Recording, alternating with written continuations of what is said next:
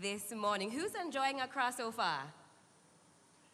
Yeah, you haven't been in rush hour traffic just yet, so keep that in mind. But again, good to see you. A good morning and a very warm welcome to Accra, and welcome to the Digital Rights and Inclusion Forum 2024 under the theme Fostering Rights and Inclusion in the Digital Age. We gather here today to continue the vital conversations initiated by the Digital Rights and Inclusion Forum. Now, since 2013, DRIF has served as a beacon for global dialogue on digital rights and inclusion. As a flagship platform of Paradigm Initiative, DRIF brings together diverse stakeholders to shape digital policy in Africa and beyond. And today, with reps from government, civil society, academia, and the private sector, DRIF is more than just a conference, it's a catalyst for action and for partnership. So, without further ado, we'll get stuck straight into the opening ceremony. I hope you're all excited to go on this knowledge-sharing expedition this morning. We'll welcome up on stage Dr. Ida Opoku-Mensah. She's currently the founder and MD of Centric Digital Limited, a private company based in Ghana, which is providing innovative, practical, and value-centric services and applications to promote the digital economy of the country. She's also Paradigm Initiative Vice Board Chairperson. So please, a warm welcome for Dr. Opoku-Mensah this morning.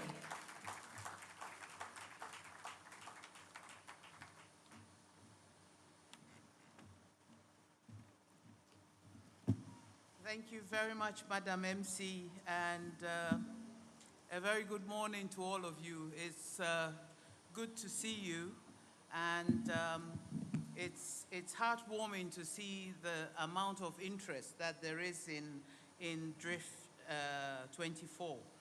So, without further ado, let me start. I am charged with the task this morning to welcome you and give the welcoming remarks. So, the representative from the Ghana government, in the person of Dr. Albert Boesiaku,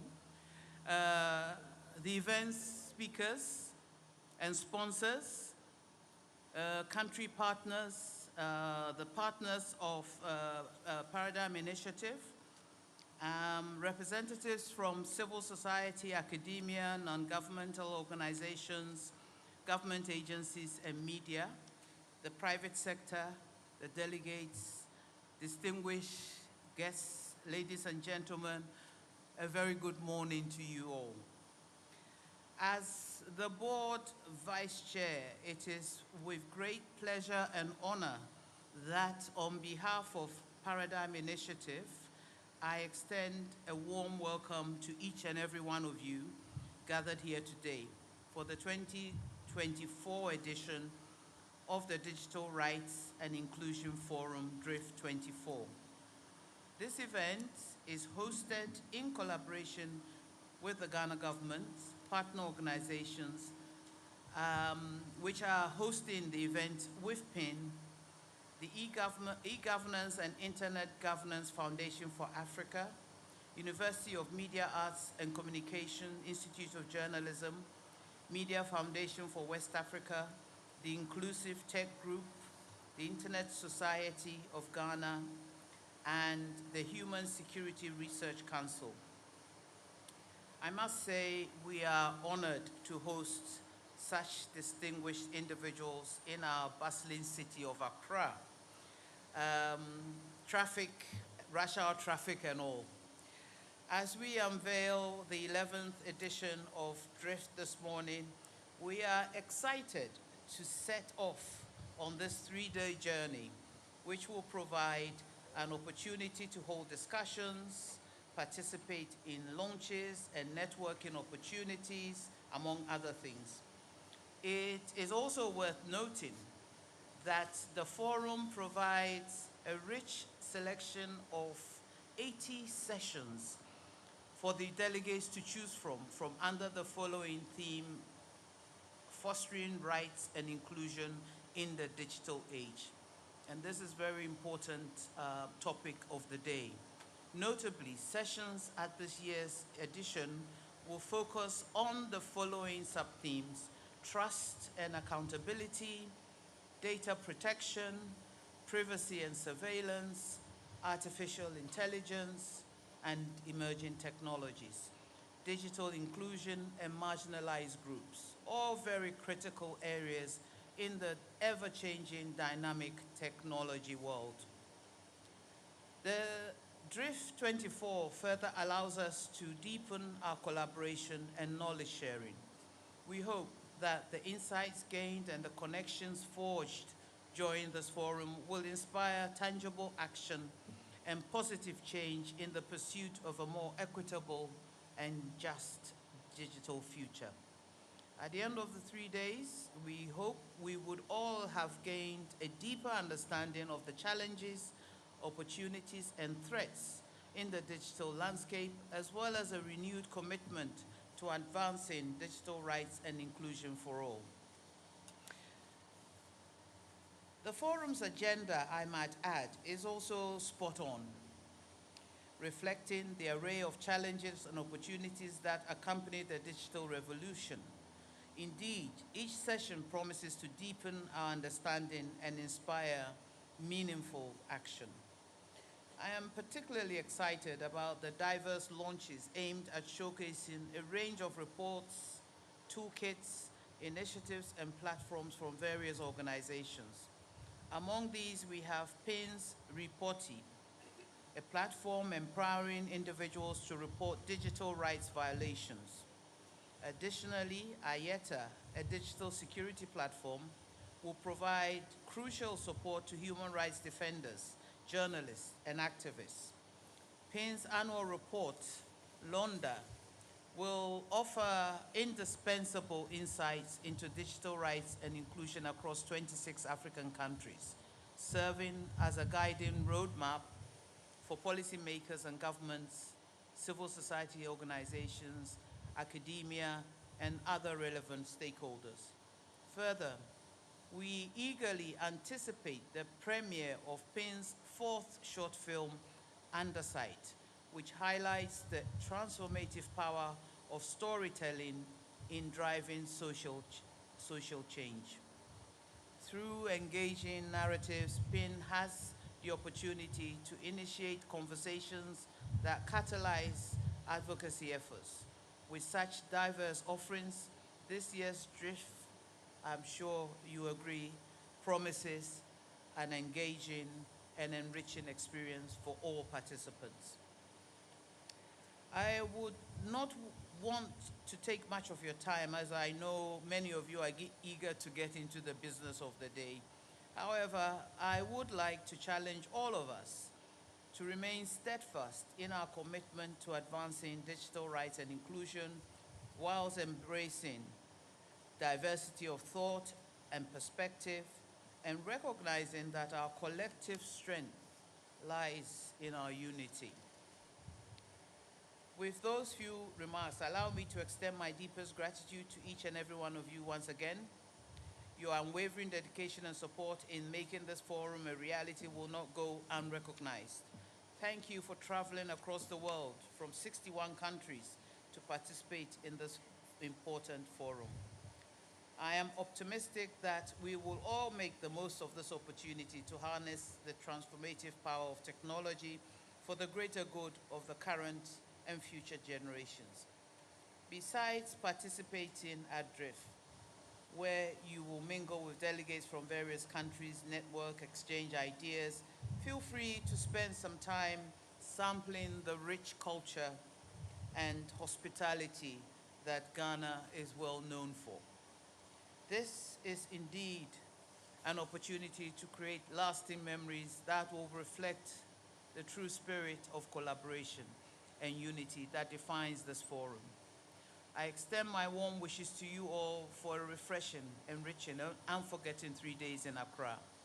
Thank you all for this and for your attention. No welcoming remarks is complete in Ghana without me saying, in the spirit of welcoming, Akwaba, the warm Ghanaian greeting that means welcome in our local Akan language. I thank you for your attention.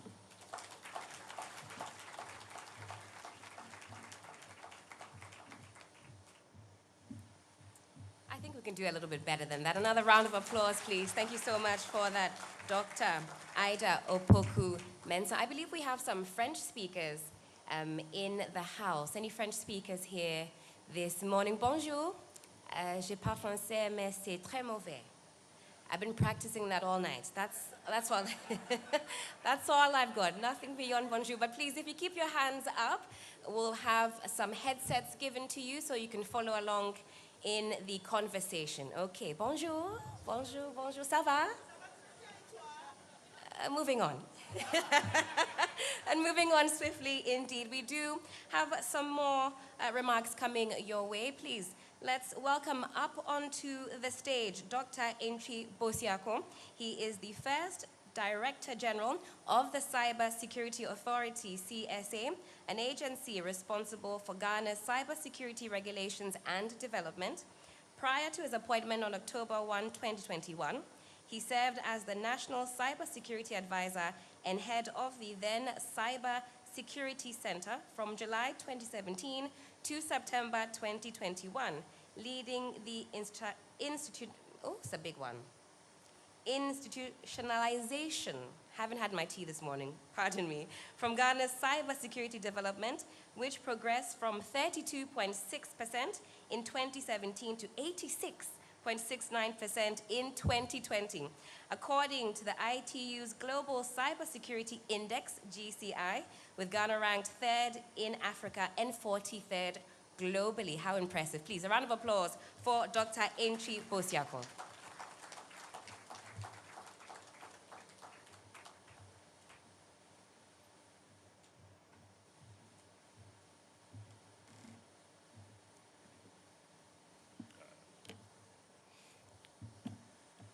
Dr.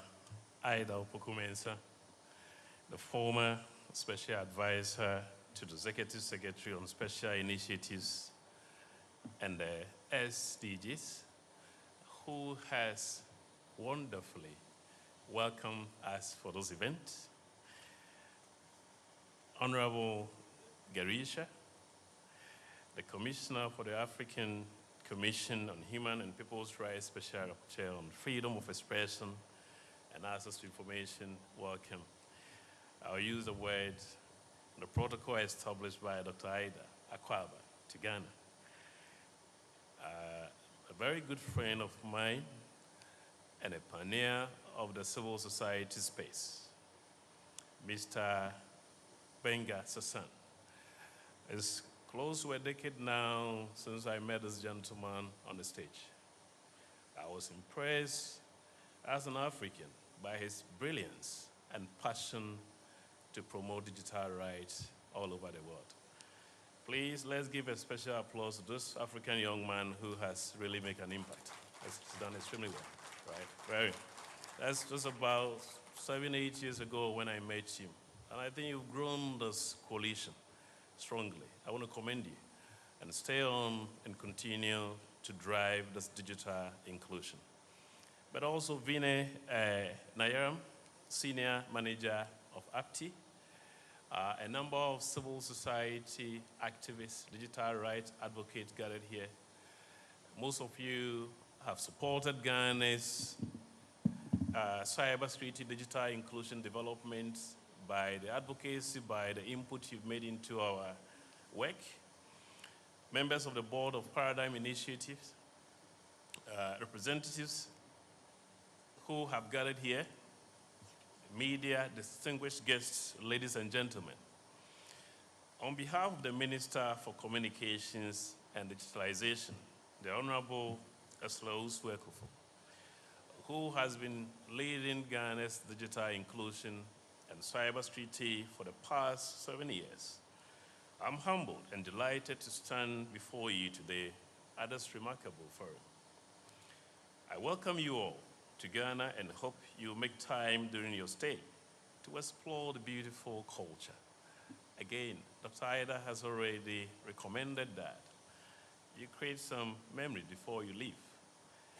To my special friends from Nigeria, most of you have been coming here for a number of times. You need to try the Ghanaian jollof once more. so that when you go back, you can reassess whether really you are on top of the jollof competition or not. I will be very willing, my team members are here, to recommend other jollof joints so that you can have different samples to better appreciate why Ghana jollof reigns. But I think it's important to welcome all of you, wherever you travel from, to join us. We're quite excited to have such diverse participation in our program. But before we delve into the discussion and insight that await us on the theme fostering right and inclusion in a digital age, I would like to take a moment to express my heartfelt gratitude to the dedicated team of event organizers who have worked tirelessly to bring us together. Ghana last year, November, hosted the GC3B event. We've done a number of hostings and we know what goes into planning. I want to commend you, all the organizers, participants, for working so hard to bring us together to deliberate these issues. Ladies and gentlemen, in today's interconnected world, digital right and inclusion are not merely abstract concepts, but essential pillars of our democratic societies and development. They underpin our ability to access information, engage in civic discourse, and participate in economic activities. However, it is also imperative to acknowledge that significant disparities persist globally, threatening exhausting inequalities that we are all working to resolve. According to the 2023 ITU Internet Report, Internet penetration has been on the rise globally. I think across board, we've seen increase in connectivity, with estimated 4.9 billion people, representing about 63% of the world's population, having access to the internet. However, disparities in the internet access persist, particularly in the global south and also the underserved communities, where access to affordable and reliable internet remains very limited.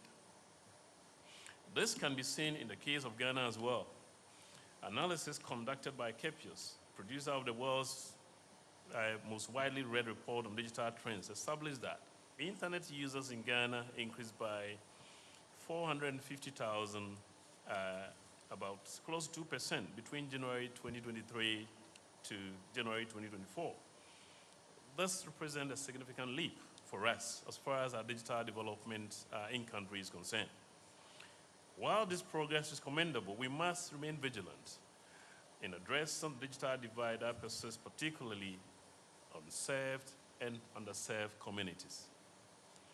Governments have a role to play in fostering digital inclusion among citizens. In Ghana, as of February this year, the government has made strides to expand digital infrastructure and connectivity by constructing more than 1,000 new rural telephony sites in rural areas across the country.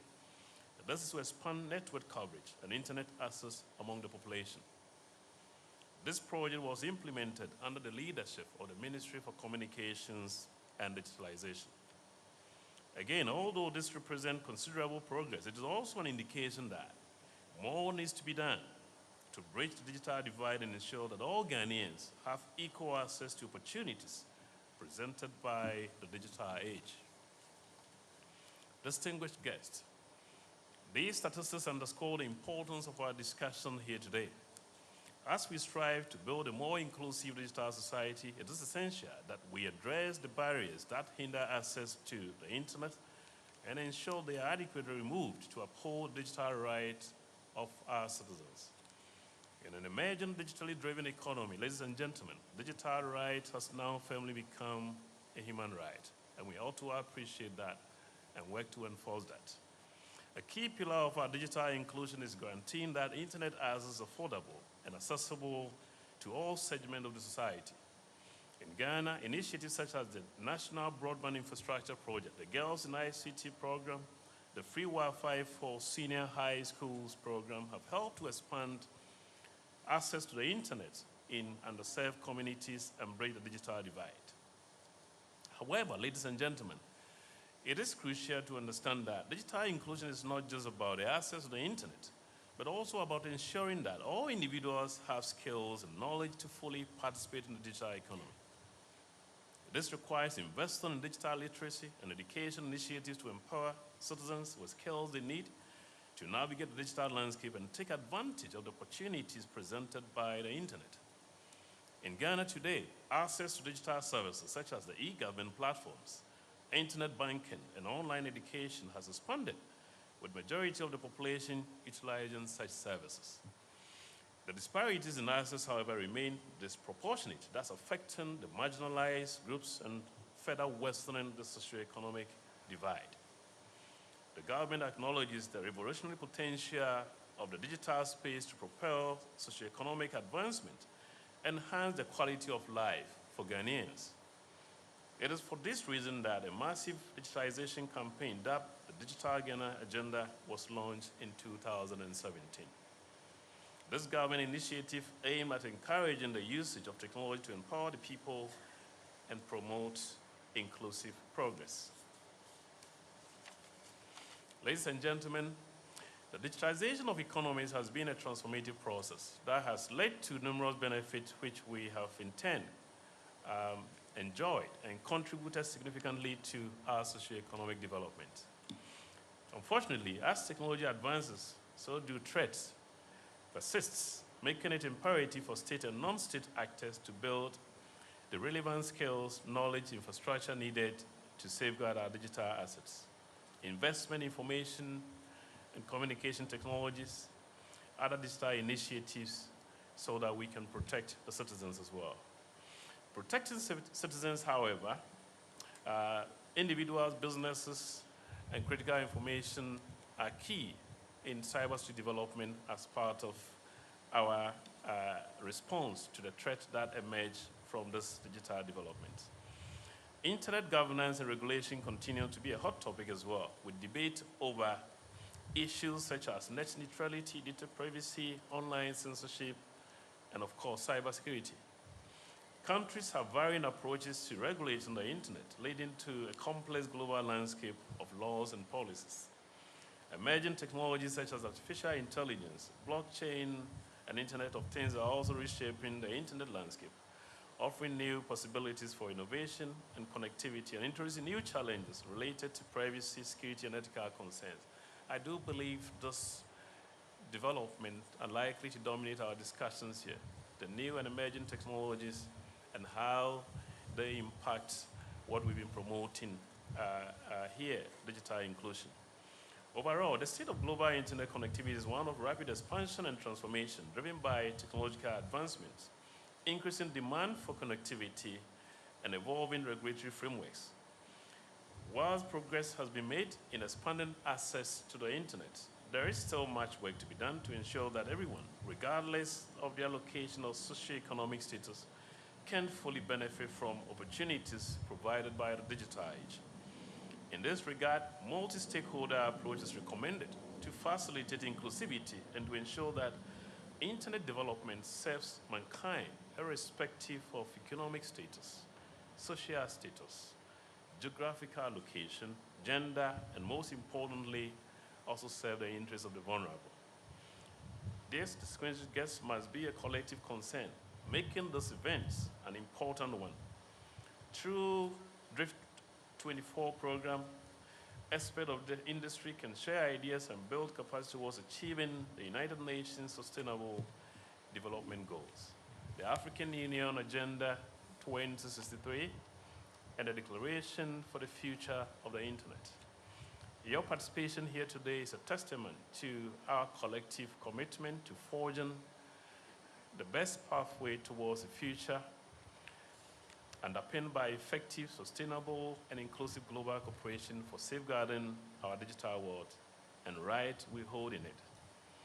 As we look to the future, it's imperative that we confront challenges head-on and chart a course towards a more inclusive digital society. In conclusion, ladies and gentlemen, let us reaffirm our commitment to fostering digital right and inclusion by striving to build a digital future where the rights of all individuals are respected, where diversity is celebrated, and where everyone can participate fully in the digital economy and the society. I salute the civil society voices across the globe, especially in the global south, for leading this charge. I thank you once again for coming to Ghana, and I wish you fruitful deliberations. I thank you. Right.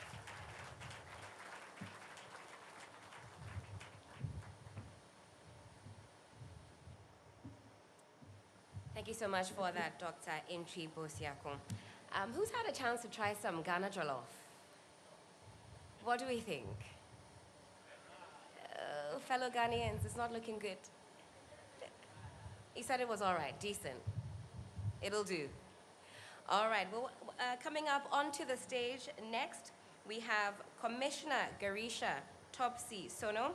She is the Special Rapporteur on Freedom of Expression and Access to Information with the African Commission on Human and People's Rights. She'll be giving us some few words as well, so please welcome her up onto the stage with a warm welcome.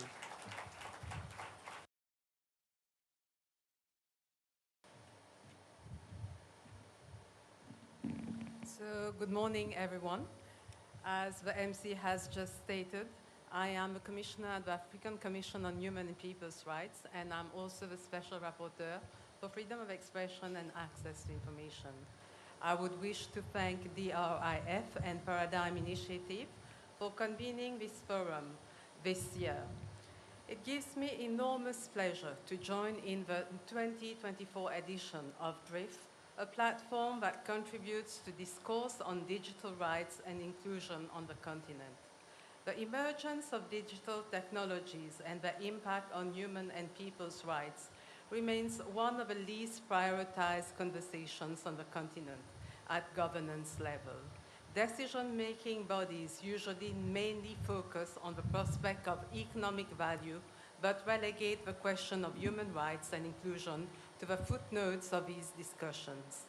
Ladies and gentlemen, distinguished participants, it is reassuring to see that civil society, academia, and all the key stakeholders represented here are playing a significant role to balance out human rights imperatives with the inevitable transformation towards a digital world. I urge you all to shift this conversation to the mainstream, to leave the policymakers and decision-making bodies with no option than to center human rights and inclusion when legislating or regulating digital transformation. I am also in the same vein pleased to note that there is a Ghanaian lawmaker amongst us today. I applaud him for joining in on these discussions and implore him to take back these issues to his colleagues.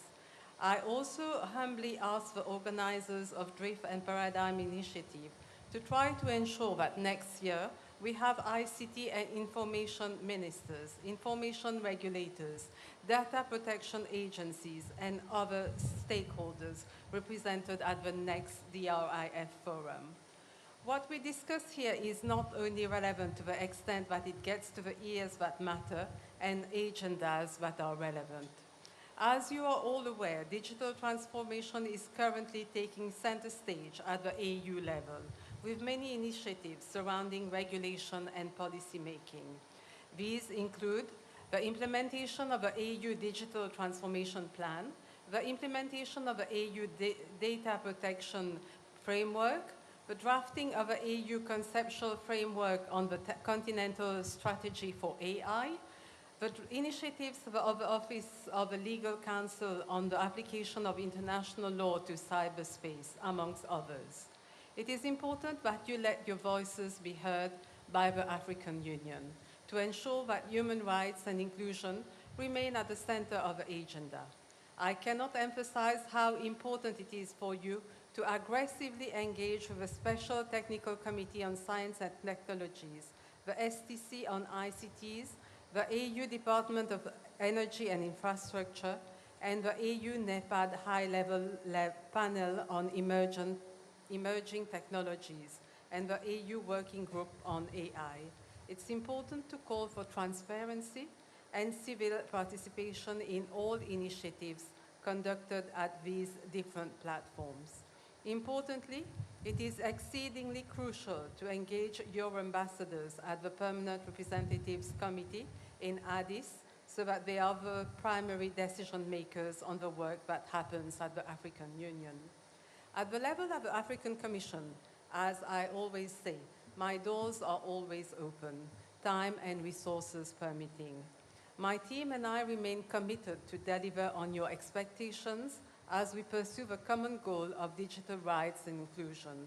While we may often be at the receiving end of some criticism, more often than not, these are not justified. Because I can tell you that we need the support of everyone to get the work doing at the Commission. The budget of a special mechanism of freedom of expression and access to information for the last 2 years has been very low, far less than what most organizations spend for a single event. Thirdly, the special mechanism is staffed by only 2 technical officers who themselves are incredibly inundated with work. Yet, despite all these challenges, through our special partnerships and your tireless advocacy, in the last quarter alone, we were able to achieve the adoption of 2 special soft law instruments on digital rights and inclusion. These comprise the resolutions on surveillance, internet shutdowns, as well as an assignment by the Commission to assess the level of implementation of the soft laws of a special mechanism. As, ladies and gentlemen, our work is shaped by the discussions and output of brilliant platforms like these. I want to repeat, we require your data, your research, your ideas, your work plan, and invitations like these to collaborate. Our collaboration should transcend public relations. It must be real and results-driven. Let me reiterate once again that the Common and more specifically, the Commission and more specifically the special mechanism remains committed to work hand in hand with all of you to protect and promote digital rights and inclusion in Africa. I'm happy to be here today, and I am very excited to follow the rich and diverse discussions that are on the program agenda. I remain at your disposal for any assistance that you may require. I wish you all a very successful Digital Rights and Inclusion Forum. Thank you.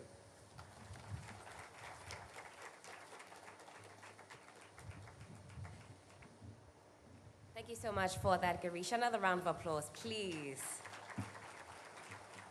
All right, so up next we have a little display from the Great Africa Heritage Dance Ensemble. You've already had a bit of a taste of what they have to offer this morning, but they're coming up next with something truly wonderful for us all. So please, another round of applause as they take the stage.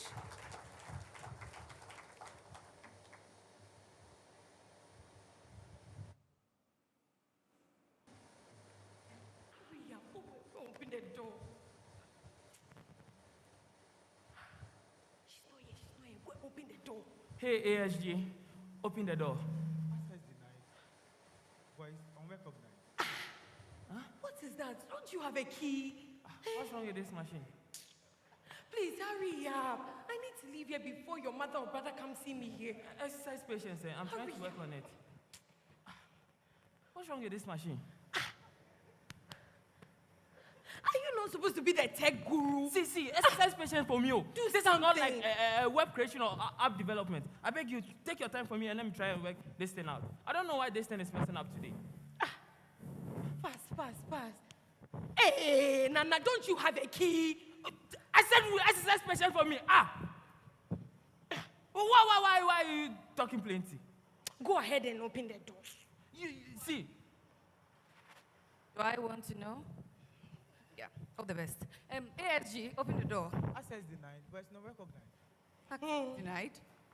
What? It's me, Eva. What, is that why you guys are stuck here? no, that is the reason why we are sleeping here. It's too We early. want to go. It's too early. ASG, open the Access denied. Voice not recognized. phone. This can- Unrecognized. That's right. One more entry and lockdown will be fully. You guys tried. Oh, no. This cannot be happening. No. Oh, What God. is this? No. Eh? You people, what does lockdown initiation mean? See, are you that simple? See, another wrong entry, and then the house will be on lockdown. You are saying, I can't leave.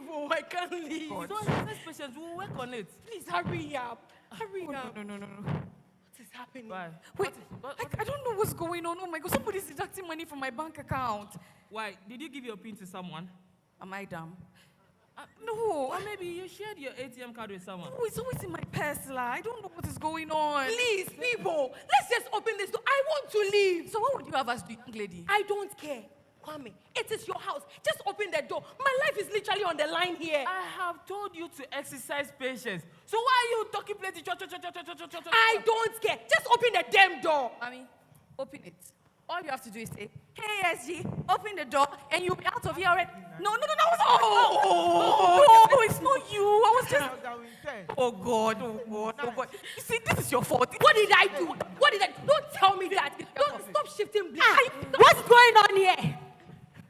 And why is that stupid thing making noise? Try to open the door 3 times. Hey, technology. Oh, technology.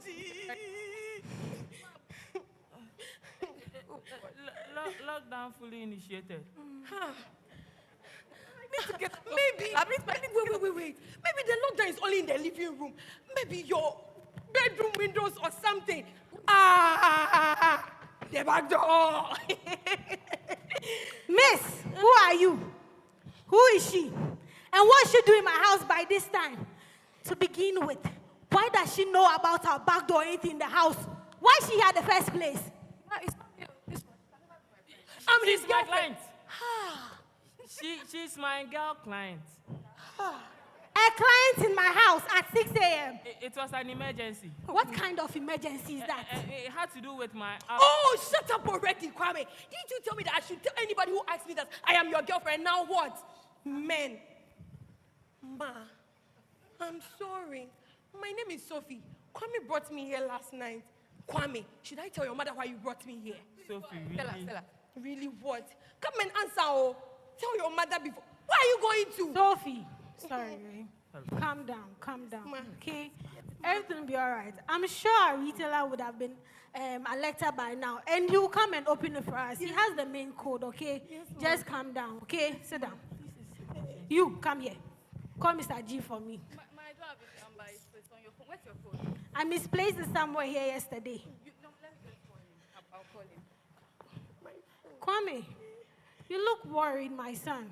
What's wrong? Matt, think And calls who- like that all the time and See, come back with you should worry about yourself, oh. Don't you have a bank issue to be worried about? What bank issue? someone has been deducting money from my bank app. And I don't know what to do. So now you put your money on an app, right? On an app. You are very stupid. Please go. An app created by people. What if it disappear and run away with your money? You children of nowadays, you think you are wise. Eh? Ma, it's not like that. The money is in the bank, right? The app just, what is this something? The app just makes life better. It makes it easier, that's all. But anybody can have access to it at any time, right? Yes, it makes it easier. You are very stupid. That's what I'm trying to tell you. That's what happened to printing and signing in before you can have access to your money. Well, they know that. How would they know you are the one using, trying to transact money out? The code has moved past all of those things they are talking about. Oh, sir. So I heard. Sophie, what's wrong? Ma. 15 minutes of inactivity. Look, the internet is down. Nothing is working. Why do you people treat it as is God? Eh?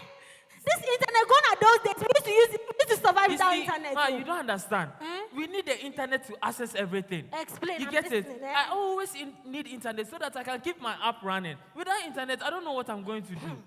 I can't even buy data.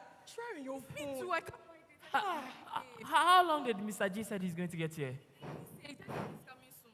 Oh, goodness. Kwame, can you people still stop my thing? See, nobody cares about your thing, oh. It is just news. Eh? Everyone has seen some before.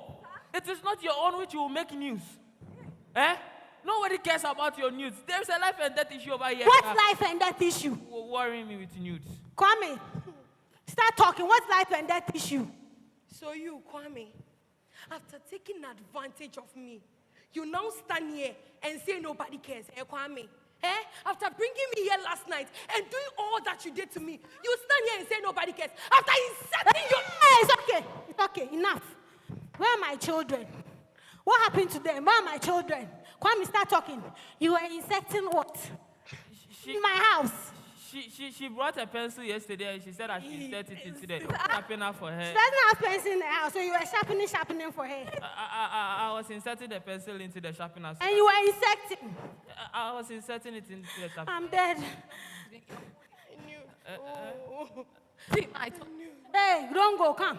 Take the call here. I want to hear. Who's calling? But ma, Answer it and put on loudspeaker. hello?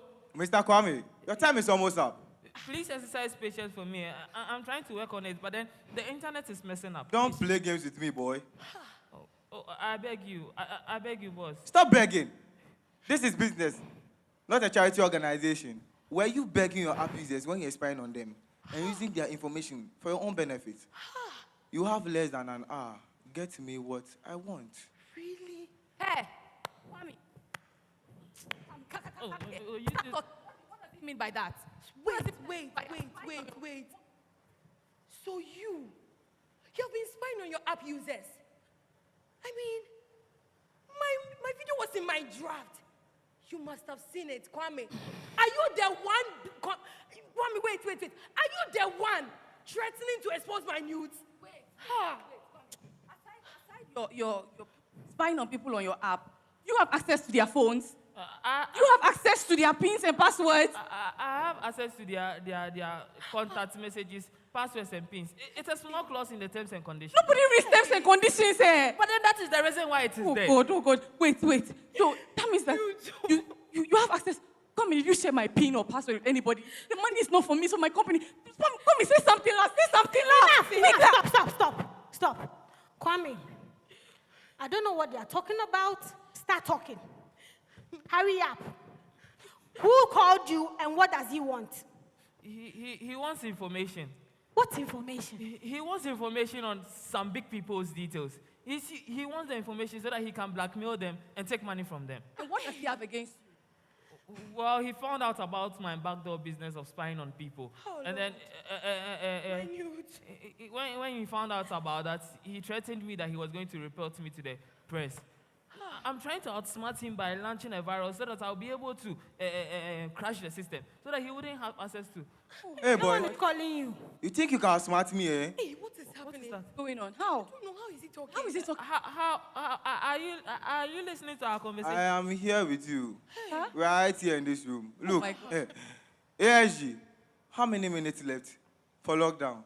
30 minutes, boss. Boss? ASG, Is he the one that locked us out? increase lockdown to 24 hours. Mr. Man, what do you want from my son? No. To 24 hours. Oh, no. This has nothing to do with my family. Mr. Man, what do you want from my son? What do you want? Who is this? A voice cannot be recognized in my database. It is my... Hey, shut up. I said, what do you want? Mr. Kola. Oh, wait. Mommy is not online. That's why he doesn't know a voice. He's not online. What kind of country is he from? Everyone is online, oh. Oh, God, no. So, what do we do? So, wait. Ask him again. Wait. Mr. Kola, I'm asking for the last time. What do you want from my son? Yes. He has What do hung you up. want from Yes, hang up. Wait. This is very ridiculous. If he has access to everything in this house, why then does he ask me for the information he seeks? Maybe he doesn't have everything yet, and he needs you to provide it. Yes. Maybe he still needs you to give it to him. Oh my God. He might not have gotten past the firewall. I need to launch this virus so that I'll be able to crash the ESG. Oh, God, no. What do we do? What can we do to override this Ma.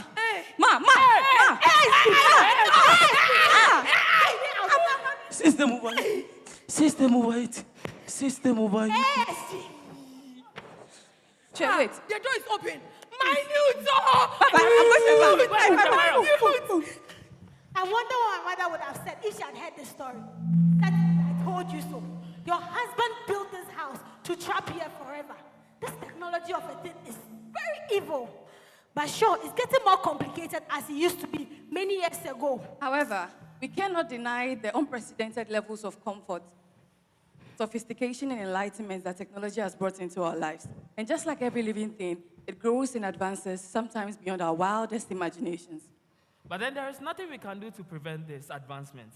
So as society advances, so must laws and policies that governs it. Nobody should lose their rights, privileges, and life because of an advancement which is beneficial to us all. After all, Technology was is meant to made make life better. Thank Lockdown Thank you. fully initiated.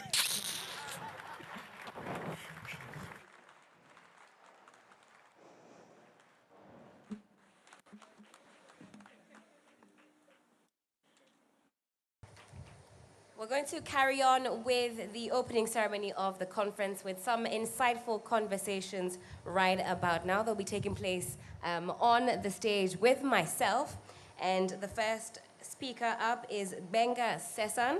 He's the Executive Director, Paradigm Initiative, speaking to us about the DRIF journey and the future. So please, another round of applause for Benga.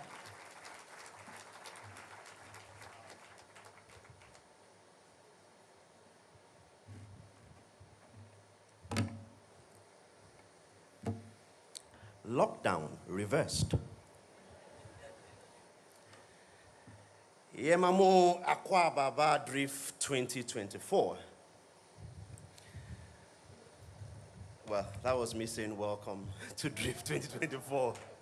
I'm sure some of the Ghanaians in the room were judging the accent, but it's fine. And I will not talk about jollof rice, because that is not the topic of discussion. But I want to very quickly take us through the journey, how we got here and where we are going from here.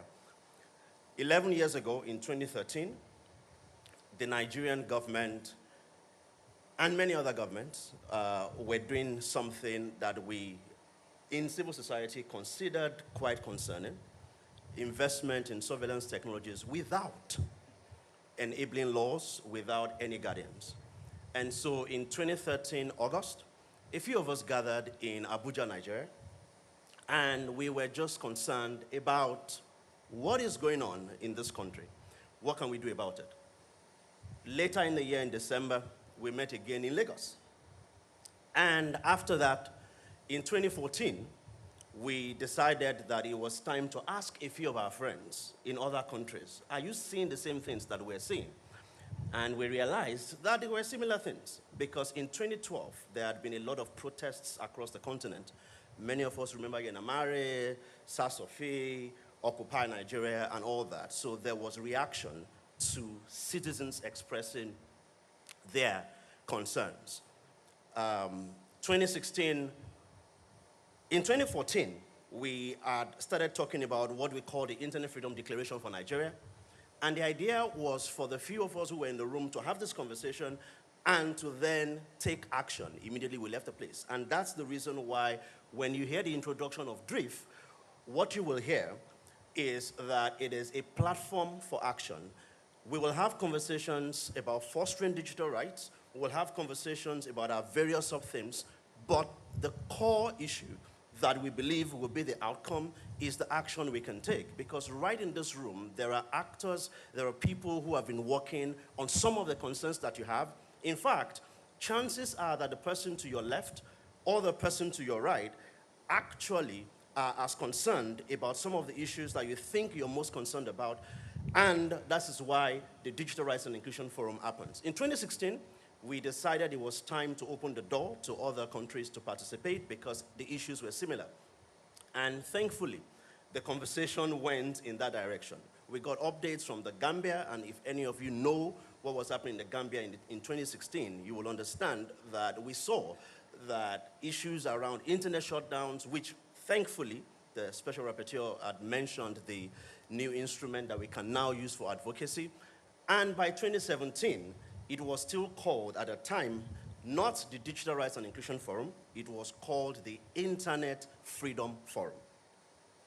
2018 was the year we decided that, well, since the issues are not just from Nigeria and in Nigeria and just a few of the countries that were in the room, we will expand the conversation a bit to include not just digital rights, but also digital inclusion. And so the Digital Rights and Inclusion Forum started in 2019, DRIF 2019.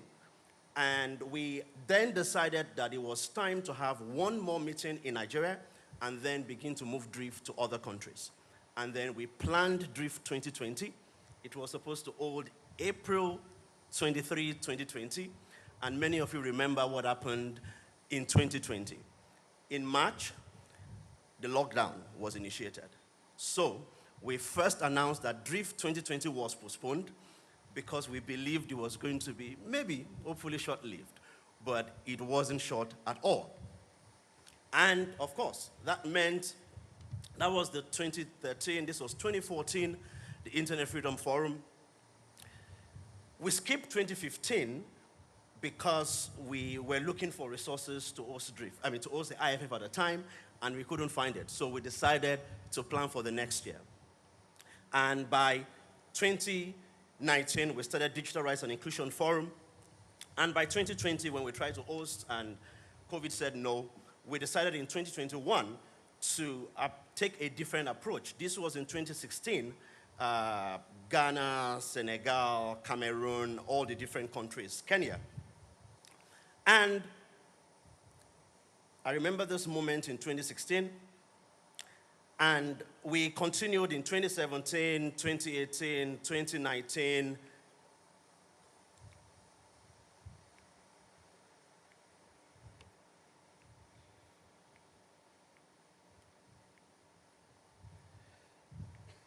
This was the plan for 2020 before it was at first postponed, then eventually canceled. And in 2021, we decided that we wouldn't wait just for everything to become perfect. So we decided to move this into the virtual environment. And we had a hybrid forum because we couldn't organize a meeting like this. We could only have, I think, up to 20 people in the room at a time. So in 12 African countries, we had different conversations. And in 2022, we expanded that a bit to 17 African countries. In 2023, many of you were with us in Nairobi when we hosted DRIF23. And here we are in 2024. I have a simple question and I have a prize. Where will DRIF 2025 hold? The first correct answer takes my job, not my salary, the work.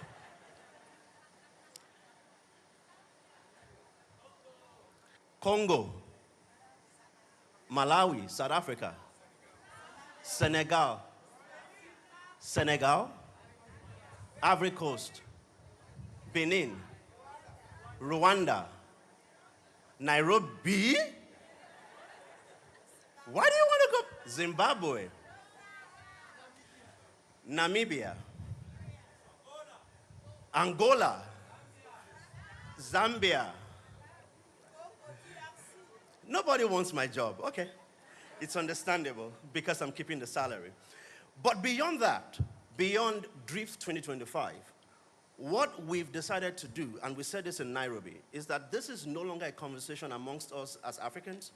This is a conversation amongst various stakeholders in the global majority world, in the global south. And one of the things that the group asked me to, my team asked me to talk about was what is the future of DRIF.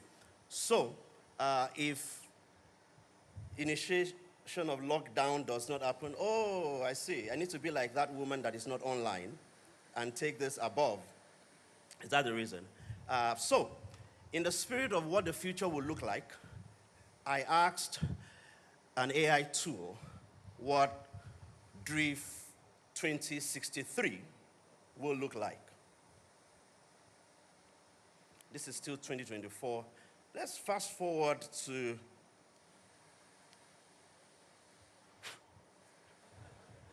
maybe I should beat it. So I asked an AI tool what DRIF 2063 will look like. And it gave me a picture that I am not sharing with you. And then I said to it, DRIF 63 for the Global South. And then the picture became a bit more relatable. There is a message in that. All of the conversations we're having at DRIF are global conversations. But the onus rests on us as active participants in Africa, in Latin America, in Asia, to make sure that global conversations are not just global because people in the room are from different countries, but they are global because they are relevant to the issues we experience.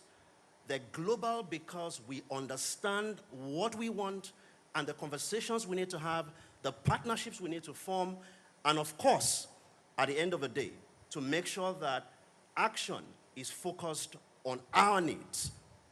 Human rights in the digital age, digital inclusion. And with that, I trust that as we continue with DRIF24, you can forget 63 for now. I have a very funny feeling that I may not be attending DRIF 2063.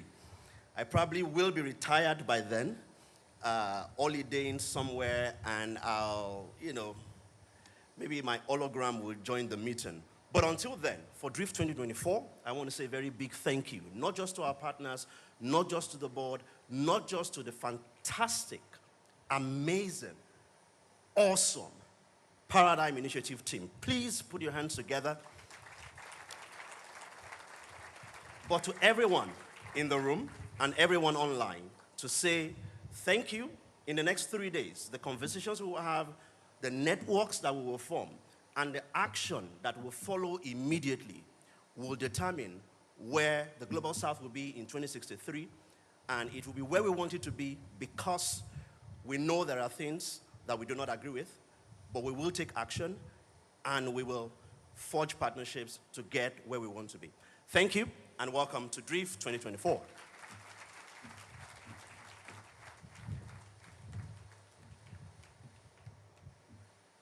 Thank you so much for that, Benga. I want to guess where DRIF will be happening next year, but I don't want just the job. I need the salary as well, but I'll see you in chambers when this is done. Thanks again, Benga. Another round of applause, please, for Benga. Up next, we have coming onto the stage, Vinay Nayaran. He's the Senior Manager at APTI, and we'll be speaking about the state of digital rights and inclusion in the Global South. So if you're ready, Vinay, let's take the stage. How are you finding Accra? It's quite beautiful. Yes. I've been here since Saturday. I've had a chance to have some fufu. Oh.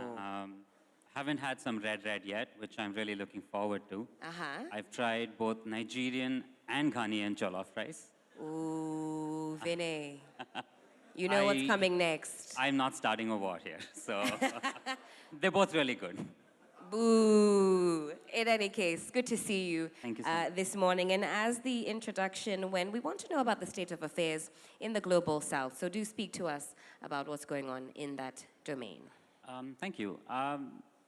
We had a meeting yesterday as well as part of the Global South Alliance with the Paradigm Initiative and our colleagues from Data Privacy Brazil as well. And I think the one thing that we see very commonly in discourses around digital rights and digital regulation more broadly is that there's a tendency to say there's three major approaches: the approach of the EU, the approach of the US, and the approach of China, right? And the EU being the most related to or centered around the rights of individuals. The GDPR is then held as a gold standard. And what we're now seeing in most Global South countries is that countries are looking to just adopt this framework, either directly, word for word, which we've seen in some countries, or in spirit. And I think that's quite sad because it really ignores the context of our countries. We talk about the Global South as a bloc, and while there are a lot of shared commonalities, we also have a lot of diversity, a lot of very specific contexts that need addressing in these regulations. And I think that's completely missed out when you just adopt a law without really much foresight or thought. The other thing that we also see is that the GDPR is such an individual-based, individual-framed legislation or framework, and we've seen that it's not really working at all to uphold people's rights. What we need is collective rights, collective action. And in the Global South, we've had a very, very rich history of that. I was talking to my colleague, Rafael Zanata, who's here somewhere, and he was talking about, the fantastic history in Brazil on collective rights, especially for environmental protection. I was just looking this up, but the African Charter on Human and People's Rights was the first one globally to recognize the right to development. I see. And very interestingly, it was not just for individuals, but for groups as well. And I think we really need to pull on this in building our digital rights frameworks. Fantastic. I know there's more to come from you, Vinay, but just very quickly in a minute or so, when you talk about collective rights, paint a picture for us. What are you talking about? So I think, it's a very, this is a sort of go-to example for me, and I think, the small skit we saw earlier also spoke to it, right? All of us agree to terms and conditions, most often blindly. And there's a digital profile that's built of all of us, right? And the way things usually work is that we're all put into buckets. Male, female, Indian, Ghanaian, African, belonging to different age groups. And so even if I, as an individual, disagree completely, for anything, there's so many people who, I fit into these small groups. I'm an Indian, I'm a male, and there's insights about that. Insights that I didn't agree for them to have about me. Right? But there's the need for collective rights, therefore, for people to have that ability to really, as a community, as a collective, have a say about their rights and how their data is used for or against them. Fantastic. Vinay, thank you so much for that. A round of applause for Vinay. And we'll welcome up onto the stage our next speaker, Dr. Millicent Agangiba, Executive Director, Inclusive Tech Group. Doc, if you're here, oh, she is. Round of applause, please.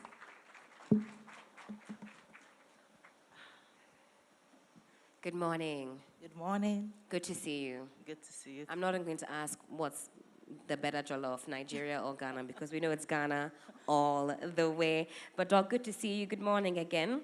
And we want to talk very briefly about the importance of digital inclusion in leaving no one behind. Okay, so digital inclusion, it's a very, very big issue. And we will put in more concerted effort when we understand how important it is, right? There are so many hindrances for people not being able to belong in the digital space, but the benefits are enormous, and so we need to try to. For example, when people are more included in the digital space, we know today we are running electronic government, we are running digital firms and businesses and so on and so forth. So if somebody is not able to have access, for example, to internet, what does it mean? The person most likely will not be able to get the same opportunity to apply for job. That's right. Education, I'm a lecturer as well. We just go and research. Where are you researching from in the first place? So we need to make a conscious effort. I usually will call it the A's. Like some people say 3 A's or 5 A's. We need to make sure we have access, for example. And access, we mean internet access, access to electricity, like we know, it's very important on the African continent. If we look at internet issue, I think some statistics were made by Dr. Buesiako. On the African continent, more than half do not have access to internet. And so when we are talking about digital inclusion in an era when we are driving digital transformation, you realize that definitely we're leaving a lot of people behind. They will be affected in terms of quality of healthcare, for example, because we know that these days, some even drugs, if you don't do pharmacy at your doorstep, you're not able to get them. You can search everywhere. Meanwhile, in your convenience, you could have been able to access it if the portal is accessible and then you have access to internet as well. Then the issue also becomes being empowered and being able to get involved in the space that we are now. Your voice should be heard. How will your voice get heard when you do not have access? Affordability is also another problem. Sometimes it might be available, but you can't afford it. You cannot pay the cost of data, you cannot pay, say, electricity, and so on and so forth. So the benefits are there, but there are a whole lot of hindrances why people are not able to enjoy it. But I think that as people, we need to put in collective efforts. And when we talk about digital inclusion, we try to make sure we bring everyone on board, irrespective of their location, irrespective of their abilities. We make sure that people are able to take part, be involved fully in the digital space, because it's only when people are able to adopt and adapt technologies and they can harness the full benefits of technology. Absolutely. Thank you so much for that, Doc. And that's what you mean by leaving no one behind. Thank you. A round of applause, please. And finally, coming up onto the stage, we have Efia Asantwa Asariche, Oversight Board Member, and we'll be unpacking meaningful content moderation. So please, Efia, if you're here, and she is, a round of applause, please, as she takes the stage.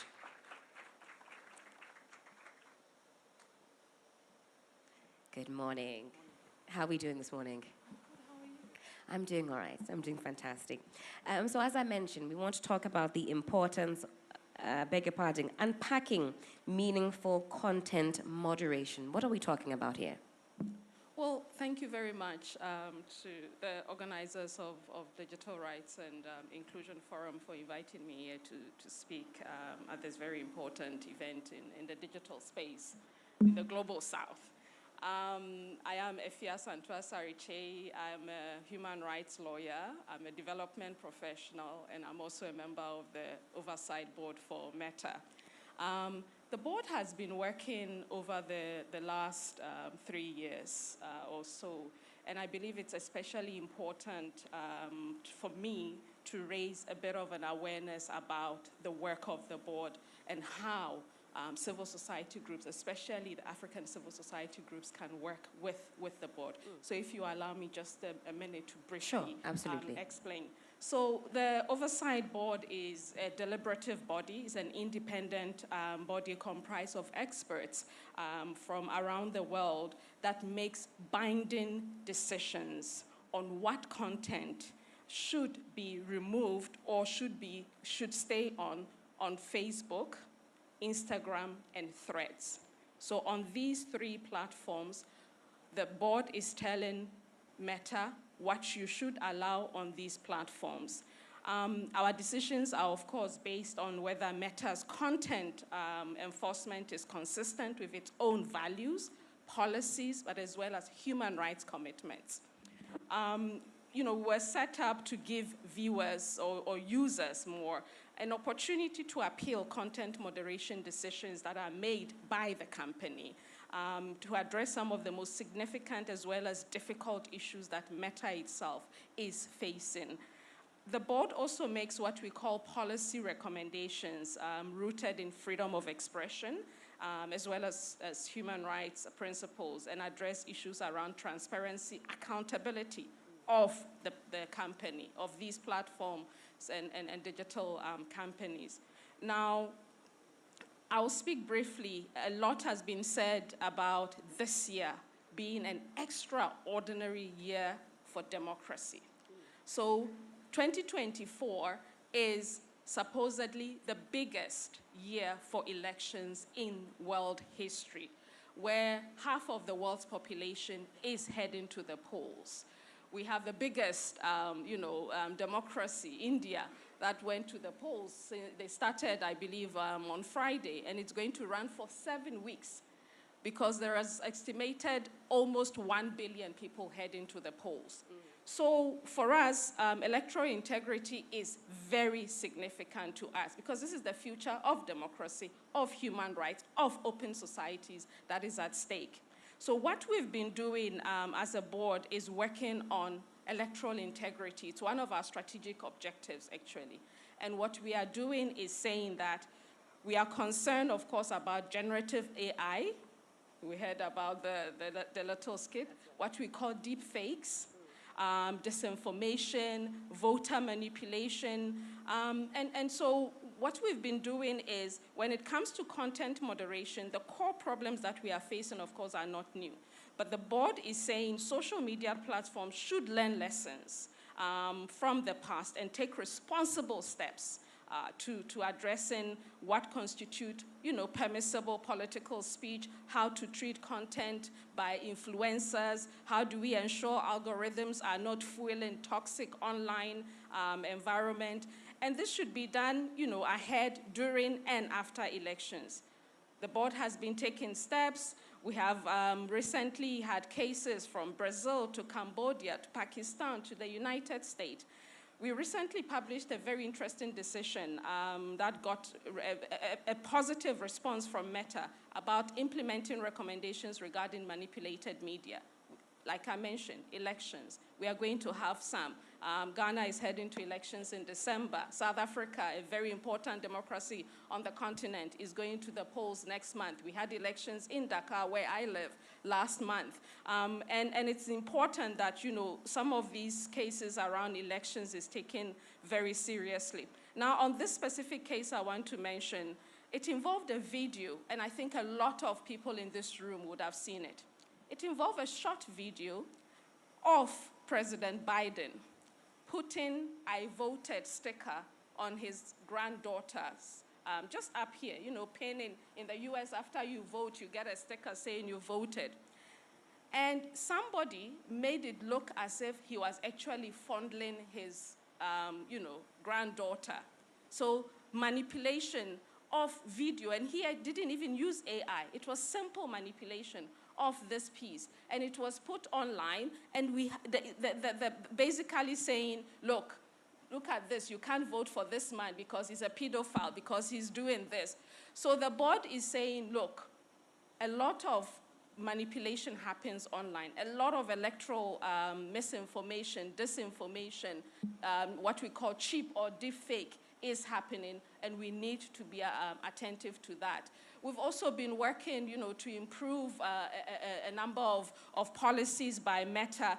But I think to answer your question, a very simple response to your question is meaningful content moderation should involve the people who are most impacted by inconsistent policy enforcement by Meta or other social media platform. And the board is here to help and push Meta, hopefully other platforms as well, in a better direction. And I'm really grateful for the opportunity that I have this week to be here with so many groups that are doing this work, to learn from them. And as well, hopefully we can talk about challenges and solutions that we can work on it together. So meaningful content moderation really is the platforms really sticking to their own policies, values, human rights commitments, as well as having content moderators that are attuned, alert to context. I think Vinay mentioned, context is very, very important. Absolutely. Thank you so much for that, Ify. Another round of applause, please. You're going to have a very busy year. I didn't realize almost half of the world is heading to the polls this year. Better stock up on some Ghana jollof. Much needed energy for all of that. But we'll bring this portion of the opening ceremony to a close. I know a number of us haven't had a chance to be fully registered, so you're able to do so before you break away into your groups. And boy, you'll be telling us where we can go as we break off into our groups. But what an energetic start to DRIF 2024. A round of applause for yourselves. You've been great this morning. Thank you so much for lending us your eyes and your ears. Again, my name is Helen Apia Ampofo, and I've been your MC for this opening ceremony. I'm going to be stocking up on Ghana jollof, much needed energy for the day. But again, thank you.